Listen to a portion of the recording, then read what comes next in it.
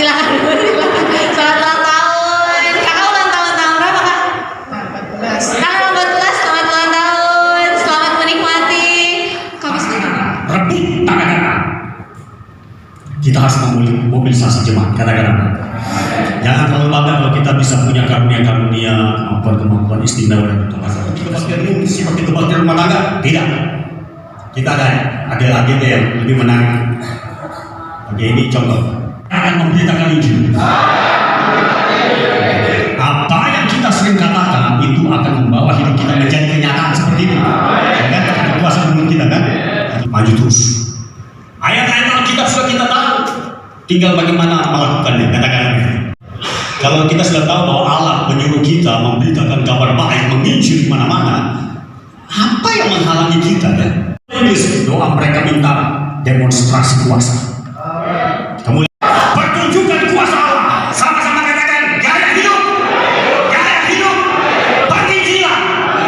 Jadi di mana ada kesempatan beritakan Injil? Santas 1 Senin, Selasa, Rabu, Kamis. Di mana ada kesempatan beritakan kabar baik? So there is power in your mouth. Ada kuasa dalam mulutmu. Injil kabar baik itu adalah the power of God, the strength of the Lord to save anybody who believe in the gospel. Cetak mereka jadi hamba Tuhan. Jangan mereka jadi anggota biasa terus. Kayak kita juga selain menjangkau yang hilang. Di waktu kita khotbah, kita punya wawasan luas, pengalaman luas yang bisa kita bagikan. Kalau daripada dibandingkan kita hanya dalam gereja sendiri terus-menerus. Sosial Facebook, Instagram, Twitter dan lain. Metode penyampaian ini. Ini adalah metode yang umum. Hanya menceritakan pengalaman bagaimana dia ketemu, dia terima Yesus. Yesus itu apa? Metode ini praktis, namun dampaknya besar. Yang tugas katanya orang itu harus pergi ke seluruh tempat di mana saya berada. Ceritakan bagaimana Allah telah mengasihi aku, menyelamatkan aku, mengampuni dosaku, membebaskan aku dari belenggu iblis. Saudaraku, dia pakai metode 3 menit. 3 menit dia bicara. Saudara punya pengalaman? Coba ceritakan dalam 2 menit atau 3 menit saja. Garis besar kepada teman kita di sebelah. Sebab kemungkinan teman saudara belum tahu cerita saudara. Kita berdiri. Pernah ya, kami sebut Yesus Kristus dunia tidak bisa berikan.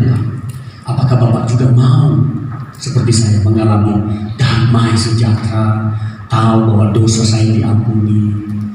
Cerita Bapak sama keluarga Bapak bagaimana?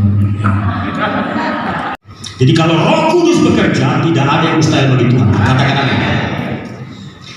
Saya pimpin dia berdoa. Saudara sebentar akan memimpin orang itu berdoa. Katakan, ya Tuhan, pencipta langit dan bumi. Gerakan yang pertama, saudara ikut saya. Nanti kita akan ada simulasi. Kemudian setelah ini, maka yang terakhir adalah pamungkas, ilmu pamungkas. Gerakannya seperti ini. Ini gambaran tangan saya yang kanan ini adalah Allah. Dia maha. Sama-sama ikuti perkataan saya. Ini adalah gambaran tangan Allah. Dia kudus, suci, mulia, agung, sempurna. Kemudian ikuti perkataan saya. Ada jurang pemisah yang memisahkan antara Allah dan manusia. Boleh?